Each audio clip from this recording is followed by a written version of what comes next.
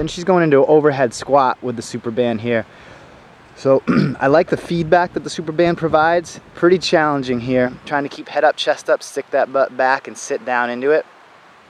That overhead component really gonna work those shoulders as well. And you'll notice in a lot of my exercises, especially warm-up movements, I work on shoulder stability, especially with MMA guys, because that's where they have a lot of their injuries. Set up with the bands, she's just gonna wrap around the hips and going into a jump squat here.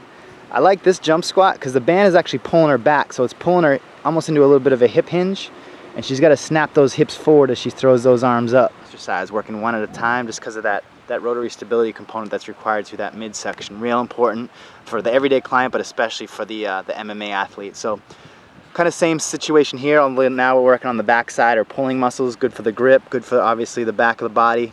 That midsection is working as well. So we've got that staggered stance, a little bit of a slight bend in the hips and knees, and just getting rotation. So it's a one-arm row, but I want rotation on this one as well. I'll show one of my favorite, we'll call it deadlift variation, my favorite hip hinge variations. Obviously the further back she goes, the more resistance, the more challenging it's gonna be. So hinge from the hip, nice neutral spine as she's showing there, just keeping everything nice and neutral, pushing the hips back, getting that great hamstring stretch, and then driving the hips through, getting that good glute or butt squeeze at the top. And then the last one, I call these guard pulls.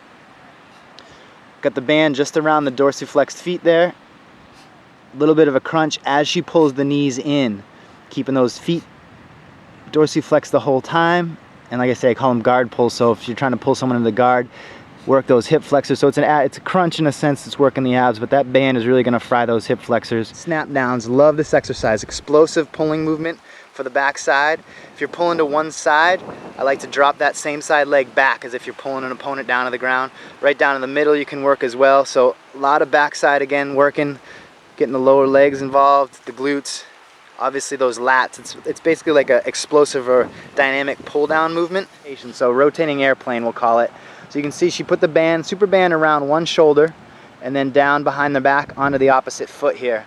So starting an airplane pose with the hips level, and then she's gonna open up and then come back and square up those hips.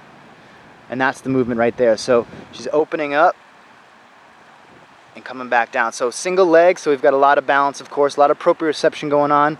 The compressive forces of that band through the hip joint are really activating the stabilizers of that hip, which is the primary reason for this exercise. As you can see, that's some good eccentric control that's happening on the way back down.